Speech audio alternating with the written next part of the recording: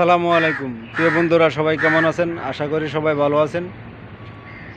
তো সামনে ঈদুল আজহা উপলক্ষে সবাইকে জানাই অভিনন্দন, ভালোবাসা এবং শুভেচ্ছা। আমি যে কথাটি বলতে চাইতেছি অবশ্যই আপনারা মন দিয়ে শুনবেন। কেন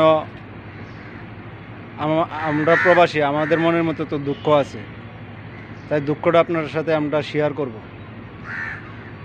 তো অবশ্যই ভিডিওটা দেখবেন, অন্যকে দেখার সুযোগ করে দিবেন। যারা প্রবাসে থাকে সব প্রবাসী খারাপ না, অনেক প্রবাসী ভালো, বেশিরভাগ প্রবাসী ভালো। আর কিছু কিছু প্রবাসী আছে যারা দালাল, মানুষকে জিম্মি করে টাকা ইনকাম করে, মানুষকে বন্দি করে, পাসপোর্ট জিম্মি করে, আয়নাঘরের ভিতরে বন্দি করে। যারা টাকা নেয় তারা তো কুরবানি দিব। তো বাংলাদেশের সকল মানুষের কাছে আমার প্রশ্ন যে এরকম লোকের কুরবানি হবে কি না। অনেকেই এই রাস্তা বাচ্চা নিছে অন্যের টাকা খাওয়ার। এই প্রবাসে আসার পরে আমি বুঝতে পারলাম, দেখতে পারলাম বা দেখতেছি, মানুষকে বিপদে ফেলাইয়া তারপরে টাকা নেই। যদি আমার কথা বিশ্বাস না হয় তা আপনারও তো আত্মীয় স্বজন থাকে বিদেশ, জিজ্ঞাসা করে দেখেন। ঘুষ তো খায়, কিন্তু সুদখোরের ভিতরে তো কিছুটা মায়া দেওয়া থাকে, কিন্তু দালালটার ভিতরে মায়া দেওয়া নাই, জিম্মি কইরা টাকা নেই। আপনি যত বিপদে থাকেন সে বুঝবে না, সে টাকার দরকার। আমার খুব কষ্ট লাগে এ কারণেই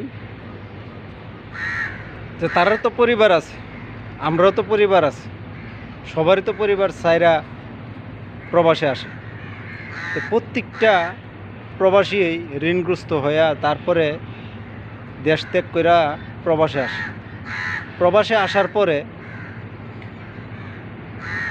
এই দালালেরা